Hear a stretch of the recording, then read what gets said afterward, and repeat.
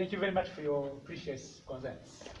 Without any delay and without wasting your time, allow me to immediately start with the first question, which reads, what are the three branches of the U.S. government? I would like to start with you. The three branches of the U.S. government, the first one is executive branch. Thank you very much. Can we tell the second? Well, the other one is the legislative branch. Thank you. The The third? third is judiciary branch. Thank you very much. You are teaching me today. Could you please tell me what each branch does in details? Because I'm very much power in this knowledge. Legislative branch, first of all, it is composed by the cabinet of senators and deputies, which is known as the voices of the citizen of the country.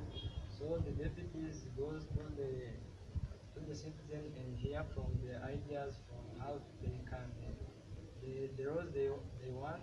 So the cabinet of deputies go to the Senate, go to the cabinet and tell to the senators the ideas of the citizens. So they discuss about it, and after they vote it, and pass to the executive branch. So after the executive branch also try to implement that laws and spread to the citizen studies which judge how that law are implemented in the citizen, and also set how the punishment which will give to those who commit that laws.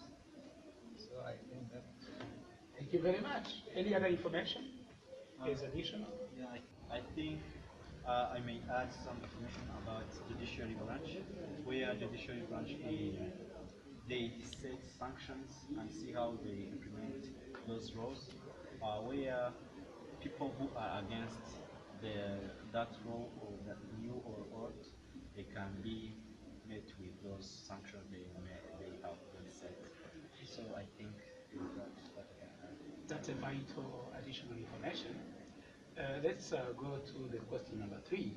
Democrats and Republicans are the major parties in the United States of America. Can you name a third party? Well, sure, I can name very but let's first talk about the two previous ones, which are Democrats and Republicans.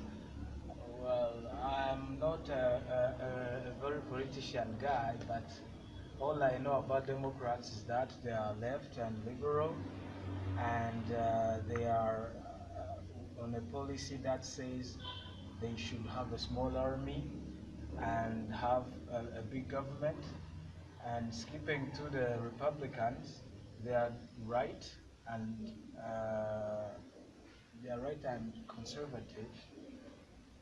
conservative, and they are for a large army and a small government.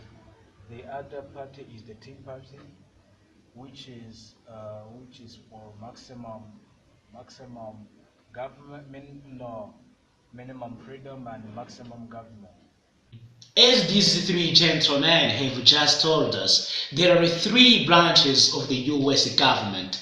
The first one is the legislative branch, which is made of senates and deputies. The second is the executive branch, which is composed of the president and the ministers. The third is judiciary branch, which is composed of lawyers and judges.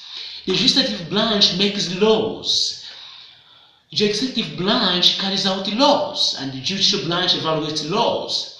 These three branches are connected to one another because legislative branch is composed of Congress, and under Congress there are the Senate and the House of Representatives. Under executive branch that carries out laws, there is the president, vice president, and the cabinet. And judicial branch evaluates laws, whereby Supreme Court and other federal courts intervene and produce results. How do they regulate each other? How do these three branches regulate each other? I'm going to talk about the checks and balances. The president can veto laws passed by Congress. Congress confirms or rejects the president's appointments and can remove the president from office in exceptional circumstances. The justices of the Supreme Court, who can overturn unconstitutional laws, are appointed by the president and confirmed by the Senate. The U.S. federal government seeks to act in the best interest of its citizens through this system of checks and balances. Democrats and Republicans are the major parties, but there is the third one. According to Boundaries.com 2016, the term third party is used in the United States for any and all political parties or individuals that are not affiliated to either Republicans or Democrats. How did the two-party system start? The first party system of the United States of America featured the Federalist Party and the Democratic Republican Party, which is also known as the Anti-Federalist Party. After the U.S. Constitution was written in 1787, ratified in 1788, and took effect in 1789, the winning supporters of ratification of the Constitution were called Federalists, and the opponents were called Anti-Federalists, according to Boundaries.com. Modern politics in the United States of America is a two-party system dominated by the Democratic Party and the Republican Party. What impact do third parties have on the national politics? There are four major types of minor parties in the United States of America, such as entering, single-issue, candidate-centered, and fusion parties. These are the information from Boundaries.com website. Third party serve an important role in the political system by forcing the major political parties to address new issues they might not have previously addressed very much. And the third party candidates can also greatly impact an election by taking away votes from one of the major political parties or from the major political party candidates. This influences the outcome of elections, according to Boundaries.com. Third-party candidates rarely win election in American campaigns. Third-party candidates can shift national attention to particular issues. Democrats and Republicans are the major parties in the United States of America, as said. From Boundaries.com, I have learned that the Republican Party supports an American conservative platform with foundations in economic liberalism, physical conservatism, and social conservatism. Major political parties in the United States of America. A party that has an independent state organization in a majority of the states is listed the majority party. An independent state organization is not to be confused with the organization of the independent Democrat or independent Republican. For many political parties in the United States of America, Democratic Party, Republican Party, Libertarian Party, Green Party, and Constitutional Party. I can see there are not 4 but 5. What is the basic process by which a bill becomes law? According to National Human Genome Research Institute, How a Bill Becomes Law Title 2012, there are potentially 10 steps a bill can go through before becoming a law. A bill is born, anyone may draft a bill, and it is the president who proposes the legislation and the Congress only introduces it.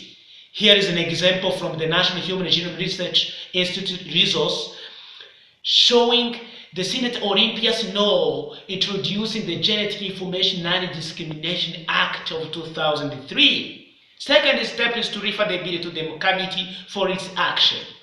Third is that bills are often referred to a subcommittee for study and hearings. The fourth step is the subcommittee makes changes and amendments prior to recommending the bill to the full committee. 5. After receiving the subcommittee's report on a bill, the full committee votes on its recommendation to the House or Senate. This procedure is called ordering a bill reported. After the debate and the approval of any amendments, the bill is passed or defeated by the members voting. When the House or Senate passes a bill, it is referred to the other chamber, where it usually follows the same route through committee and through action. This chamber may approve the bill as received, reject it, ignore it, or change it. Conference committee action. When the action of the other chambers change the bill, a conference committee gets together to reconcile the differences between the House and Senate versions. And the conferences are unable to agree on the same views. The legislation dies. If they come to an agreement, a conference report is prepared describing the committee members' recommendations for changes. Both the House and the Senate must approve the conference report. 9. Final action. After both the House and the Senate have approved the bill in identical form, it is sent to the President. If the President approves of the legislation, he signs it and it becomes law. Or if the President takes no action for 10 days, when Congress is in session, it automatically becomes law. If the President opposes the bill, he can veto it, or if he takes no action, after the Congress has adjourned its second session, it is a pocket veto, and the legislation dies. The last step, but not the least, overriding a veto. If the President vetoes a bill, Congress may attempt to override the veto. If both the Senate and the House pass the bill by 2/3 majority, the President's veto is overruled and the bill becomes a law. Thank you very much. Here is a reference list.